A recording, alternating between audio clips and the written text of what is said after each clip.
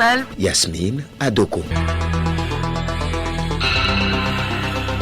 Mesdames et messieurs, bonjour. Les titres de ce journal.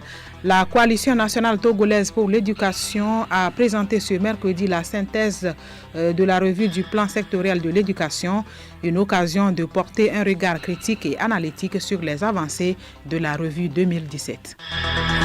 Fin de formation pour la première promotion de l'École nationale de police de Davié. 255 officiers de police et commissaires vont renforcer les effectifs de la police nationale. Les avocats de la défense réclament la libération immédiate de Laurent Gbagbo et Charles Blé Goudé. Dans un mémoire, ils estiment qu'il faut des circonstances exceptionnelles pour restreindre la liberté de leurs clients.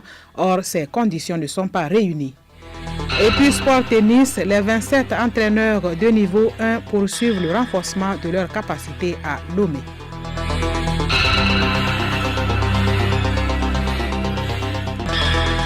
radiolomé.tg. Bienvenue à tous. La police nationale voit son effectif renforcé avec l'entrée en fonction de 255 officiers de police et commissaires. C'est la première promotion 2016-2018 dénommée Général Nyasingbe Yadema de l'École nationale de police de Davié. La cérémonie de fin de formation s'est déroulée hier. Yakoubou Wahabou, Geneviève Pognon. Commissaire et officier de police, promotion générale et adément. Vous embrassez un métier noble et exaltant, mais très exigeant, qui impose au-delà de vos aptitudes professionnelles une discipline rigoureuse. Les enseignements théoriques et pratiques reçus vous ont fourni d'indispensables outils pour assurer efficacement les missions qui seront désormais les vôtres pour la sécurité et la stabilité de notre pays. C'est suite à ces propos du ministre de la Sécurité et de la Protection civile, général Yak Damhan, que les 255 fonctionnaires de police ont été renvoyés à leurs fonctions qu'ils doivent exercer avec professionnalisme. Pendant 24 mois pour les commissaires et 18 mois pour les officiers, ils ont été formés sur la gestion d'un service de police, les enquêtes judiciaires, la sécurité publique et routière. Pour le directeur de la police nationale, Teko Koudou, ces nouveaux officiers viennent renforcer les effectifs de la police nationale. Vers la fin de l'année 2007, le président de la République promettait la construction d'un centre de formation pour accroître les capacités opérationnelles des fonctionnaires de police. Aujourd'hui, cette promesse est tenue et nous nous trouvons dans ce beau cadre de Davié pour la cérémonie de sortie de la première promotion de la nouvelle école de police pour renforcer les capacités opérationnelles et accroître les effectifs du corps. Recrutés depuis 2014, ces nouveaux officiers et commissaires ont rejoint l'école de police nationale de Davié après des stages de brevet d'armes numéro 1 et de certification interarmes à l'école des sous-officiers de Témédia. Les professionnels des médias ont été briefés hier à Lomé sur les prochaines journées de santé de l'enfant qui se déroulent du 31 janvier au 3 février prochain. Ces interventions sanitaires auront lieu sur toute l'étendue du territoire national. Alice Berthe Barandao. Les gestes sont des événements spéciaux au cours desquels des agents de santé délivrent un paquet de services préventifs et promotionnels pour le suivi du couple mère-enfant. Pour donc une mobilisation sociale en vue d'une grande couverture vaccinale, les journalistes ont été outillés pour bien relayer l'information sur les différentes interventions sanitaires. Dr Apetiani Nayo José, directrice régionale de la santé Lomé Commune. Nous avons invité les professionnels de médias pour leur donner des informations justes sur ces journées de santé de l'enfant. Il s'agit de donner gratuitement de la vitamine A aux enfants de 6 à 59 mois, de déparasiter les enfants de 12 à 59 mois avec de l'albendazole et de vacciner les enfants de 0 à 23 mois non ou incomplètement vaccinés sous forme de rattrapage contre les 12 maladies évitable par la vaccination. Parmi les séries de vaccins à recevoir pendant ces JSE, les enfants de plus de 15 mois auront la deuxième dose du vaccin anti-rougeole et roubeole RR2 dont le lancement est prévu pour ce mercredi 30 janvier à Djarkbanga dans la plaine de Mont. Les femmes enceintes seront vaccinées contre le tétanos et environ 300 vaccinateurs et 600 relais communautaires seront déployés dans toutes les formations sanitaires. Dr Dr Apetiani lance un appel de mobilisation de la population. À l'endroit de la population, nous les invitons à sortir à partir du jeudi 31 janvier et ce jusqu'au 3 février, aller dans les formations sanitaires, les lieux publics, les mosquées, les églises, les écoles et amener les enfants. Il est à préciser que toutes les interventions sanitaires de ces GSE sont gratuites. Seuls les carnets de vaccination sont exigés. Santé toujours, le projet Améliorer l'accès des soins palliatifs pédiatriques pour la population vulnérable du Sud, phase 2, a été lancé hier à Lomé. Une initiative du ministère de la Santé et de la Protection sociale en partenariat avec Médecins du Monde suisse. Gracia Akosu, Geneviève Pognon. Ce projet est un programme national de lutte contre les maladies non transmissibles. Il fait suite à un premier qui a permis d'organiser un colloque international sur les soins palliatifs pédiatriques et former les professionnels de santé. Le présent projet soutenu par Médecins du Monde suisse vise l'amélioration de la prise en charge de la douleur des enfants atteints d'affections potentiellement mortelles. Nago Hulbert, président de l'ONG Médecins du Monde suisse. Selon l'OMS, 98% d'enfants au sud du Sahara n'ont pas accès à des soins palliatifs pédiatriques, mais surtout n'ont pas accès au soulagement de la douleur et de toutes les souffrances qui accompagnent une maladie non transmissible. Aujourd'hui, ce qui est très important, c'est que le ministère de la Santé, le gouvernement du Togo est sensible depuis maintenant 1 an à 2 ans à cette problématique des soins palliatifs pédiatriques. Il s'agit pour les acteurs de santé de sensibiliser la population sur les soins palliatifs pédiatriques,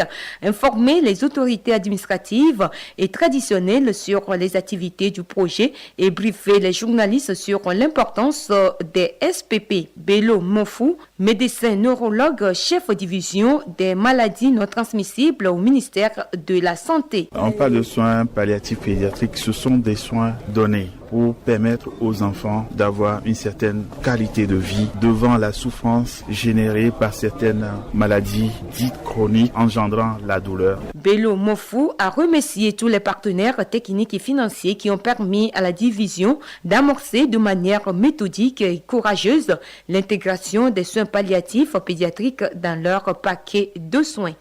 Les journées portes ouvertes sur le civisme fiscal de l'Office togolais des recettes OTR ont pris fin hier, couplées avec la journée internationale de la douane. Ces journées permettent à l'OTR de se rapprocher de ses partenaires. Léontina Togima. Sensibiliser les contribuables sur le civisme fiscal, tel est l'objectif principal de ces journées portes ouvertes. La journée de ce mardi a permis à l'Office de présenter à ses partenaires les nouvelles dispositions du Code général des impôts et de relever les points clés de ces textes pour la facilitation du climat des affaires. Une manière donc pour l'OTR d'amener les contribuables à se familiariser avec les différentes procédures fiscales. Adoyi Essoavana, commissaire des impôts à l'OTR. Les instructions ont été données d'aménager le Code général des impôts en réduisant toutes les situations qui peuvent entraver la création d'entreprises, notamment la défiscalisation totale. Il y en a pour les transferts de propriété. Le gouvernement a bien voulu que les droits d'enrichissement et d'imitation soient revus en les réduisant à 35 000. Avant, c'était 4% de la valeur vénale. Pour aider les contribuables et tous les citoyens togolais à immatriculer leurs terrains et leurs immeubles, un guichet unique foncier a été mis en place. Ce guichet unique est un atout pour permettre une immatriculation assez rapide et à moindre coût. Cette initiative de dédier une journée aux contribuables permettra de rehausser l'économie togolaise à travers plus de collecte d'impôts et taxes. Sani Yaya, ministre de l'économie et des finances. Cette initiative s'inscrit dans les actions du gouvernement dans le cadre de l'amélioration du climat des affaires et à établir des passerelles de partenariat avec le secteur privé pour le développement de notre chère nation. Toutes ces réformes visent à faciliter les activités économiques au quotidien.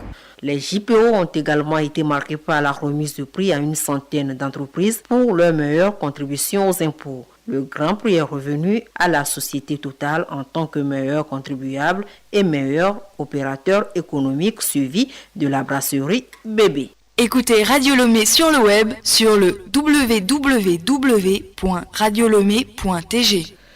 Grande campagne d'évangélisation à Lomé du 7 au 10 février prochain. Daniel Kolinda, jeune évangéliste et disciple de Renard Bonke, sera l'orateur principal de cette campagne qui se tiendra sur le terrain de Serfer. Juliette Kamde. Le but de l'Église, c'est de faire des nations des disciples. Daniel Kolinda, marchant dans les pas de son mentor, prêche pour le salut et l'esprit de partage. Indje Kornonde Eli, secrétaire général du comité d'organisation de la campagne. Un jeune évangéliste va parler à la nouvelle génération dans les termes appropriés pour que ceux qui se culpabilisent, ceux qui ont perdu le goût de la vie soient restaurés. C'est la guérison intérieure pour que dans les familles qui sont déchirées, la joie s'installe et que dans la nation, le mot Père devienne une réalité. Le matin, il y a la conférence de feu. Tout le monde peut aller recevoir quelque chose de 7h à 9h. Et le soir, de 17h à 22h, il en aura la délivrance d'abord, la libération du péché, la restauration.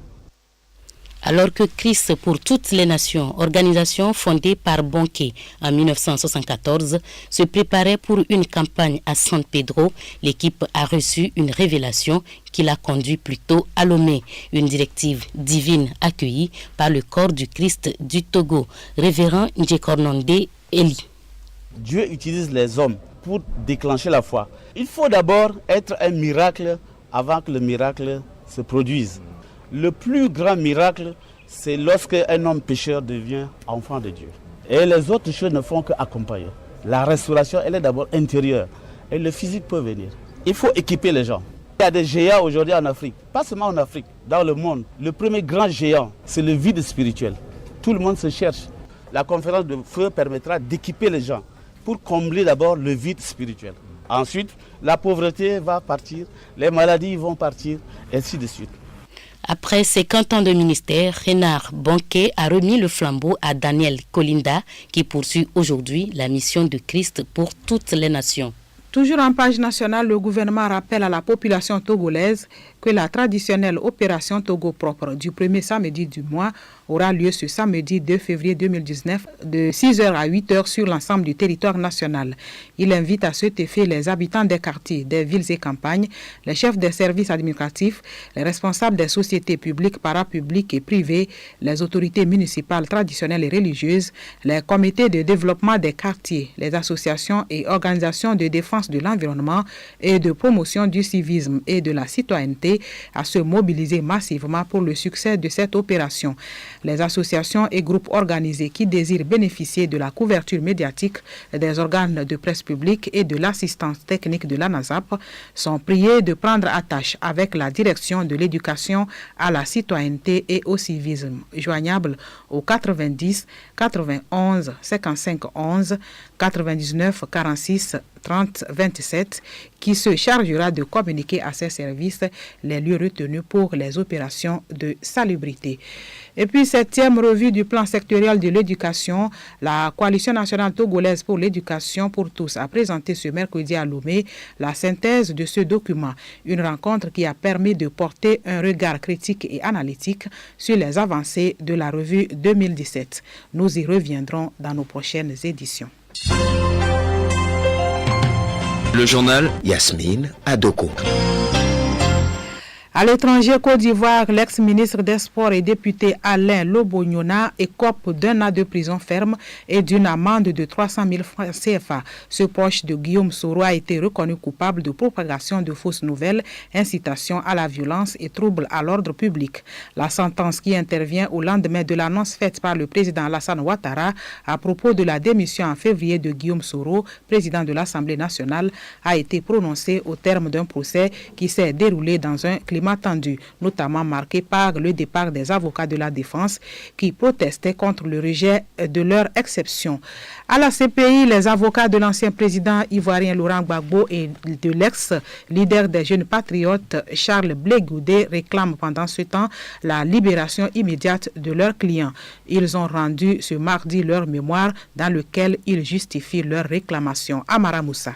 Dans ce document, la défense rappelle que Laurent Gbagbo et Charles Blé Goudé ont été acquittés des crimes contre l'humanité commis lors des violences post-électorales de 2010-2011, le 15 janvier dernier. De ce fait, ils sont des hommes libres qui ont le droit de se déplacer, souligne la défense. Il faut des circonstances exceptionnelles pour restreindre leur liberté. Or, ces conditions ne sont pas réunies, insiste-t-elle. Maintenir alors l'ex-chef d'État ivoirien Laurent Gbagbo et l'ex-leader des jeunes patriotes Charles Blé Goudé reviendrait à violer les principes établis par la Convention européenne de sauvegarde des droits de l'homme, a conclu la défense.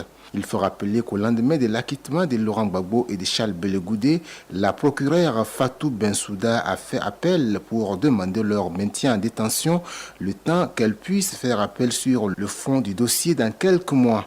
Elle estime qu'il y a de réels risques que ces deux anciens responsables politiques ivoiriens ne prennent la fuite et ne répondent pas aux éventuelles convocations de la Cour. À noter que la Chambre d'appel tient une audience publique vendredi pour discuter avec chaque partie de la remise en liberté de Laurent Gbagbo et de Charles Blé Goudé. Au menu de la page sportive du basketball avec les matchs de la NBA la nuit dernière, les transferts de joueurs de football des championnats européens, mais d'abord les entraîneurs de la petite balle jaune poursuivent leur stage à Lomé. Aruna Mola. Les 27 entraîneurs de niveau 1 continuent leur stage avec les deux experts internationaux. Après les notions sur la base du tennis, le play and stay, destiné à amener les jeunes débutants à rester au tennis, ils vont à partir de ce mercredi bénéficier des notions théoriques et pratiques du niveau 1. Les dames entraîneurs expliquent leur rêve d'après-stage. Lorsque j'aurai mon diplôme, mon rêve c'est d'entraîner les jeunes, de les aider à aimer plus le tennis. Parce que le tennis, après tout, vous jouez, il y a de la passion, de l'amour. Au-delà du sport, il y a le divertissement qu'il faut aussi apprendre. Ça va servir à apprendre aux enfants, ceux qui veulent vraiment jouer au tennis, ceux qui ont envie de jouer au tennis et d'aller loin. Moi, mon rêve, c'est d'aider les enfants à progresser sur le plan national et international. Football avec le Mercato, l'AC Milan peut se frotter les mains d'avoir trouvé le jeune prodige polonais Piatek. Auteur d'un doublé face à Naples en Coupe d'Italie 2-0, ce jeune attaquant va faire des ravages. À peine débarqué, le très prometteur Christophe Piatek fait déjà oublier Gonzalo Higuaín. Le milieu de terrain belge Marouane Fellaini va quitter Manchester United contre 12 millions d'euros. Il va s'engager pour les 3 prochaines années avec le club chinois Shandong Luneng. Selon les médias belges et anglais, l'international belge de 31 ans touchera 13 millions d'euros net par an. Tout le contraire chez l'attaquant de l'équipe de France Olivier Giroud, qui a été sollicité par le club chinois du Dalian Yifang. L'international français évoluant actuellement en Angleterre a refusé la proposition des propriétaires du club chinois qui étaient prêts à offrir un salaire annuel proche de 10 millions d'euros avec un contrat de longue durée. Et puis, refermons cette page avec du basketball, la NBA. Les Bucks se sont relancés sur le parquet de Détroit 115-105 mardi soir. Dans le même temps, Greg Popovich a estimé que son équipe avait volé la victoire à Phoenix 126-124. Philadelphie n'a pas souffert face aux Lakers 121-105.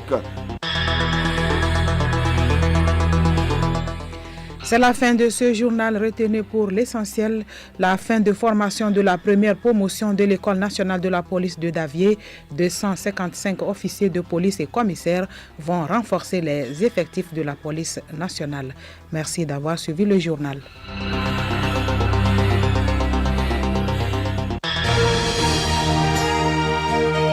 Radio Lomé, boîte postale 434, email radiolomé@radiolomé.tg. Radiolomé.tg